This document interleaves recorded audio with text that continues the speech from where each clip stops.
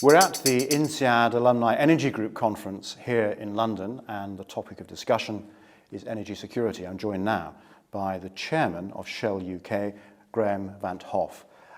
What are the main issues for you about energy security in the UK?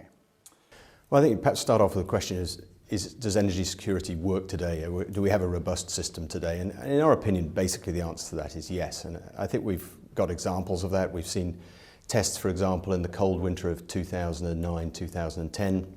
There were record cold conditions. There were outages in the North Sea from two significant fields.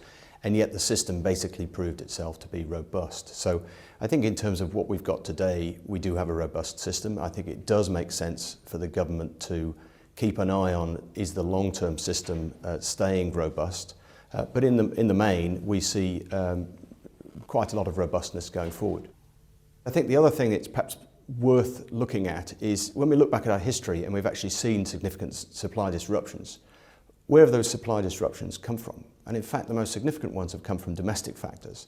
So they've come from things like strikes, so we can think of the coal strikes of 1972, 1974, 1984, and we can think of various disruptions from things like fire and explosions like Buncefield and so on. These are the things that have actually caused the most significant disruptions. So when you think of places like our dependence on Russian gas, this is much more of a myth. We're actually dependent on about 2% of Russian gas. It's about 10% of Russian oil and about 37% of Russian coal, and yet we never talk about our concern about Russian coal. Similarly, when you look at dependence on oil exporting countries, for example, yes, of course, there is dependence on oil exporting countries, but you need to think from their perspective also. And in fact, if you take places like Iran or Nigeria, their dependence on income for oil exports, and therefore the customer, is far greater than it is for us as oil importers, as an example. So the balance of negotiating power is actually very strong on the consumer in this case. Just talk about alternative energy sources, what the Shell view is on these areas which are not really core for you, at least at the moment. I mean, the big Shell view is that the world is going to need 50% more energy in 2050 and is going to have to find a way of doing that with 50% less carbon emissions than we've got today.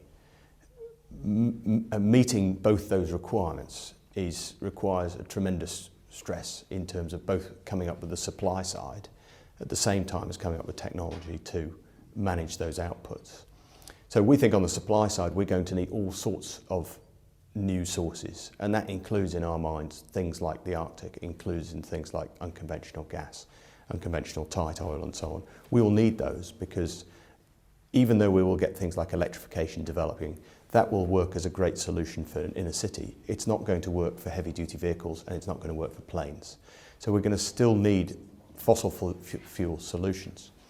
So that's the kind of thinking. I think on the other side, we're looking at renewable energies. I think the initial bets that we're placing is in things like first generation biofuels, but we're also investing substantially in second generation. That's biofuels from waste products and so on. So right now we're putting technology bets in that space. All right, Van't Hoff, Chairman of Shell UK, thank you for joining INSEAD Knowledge.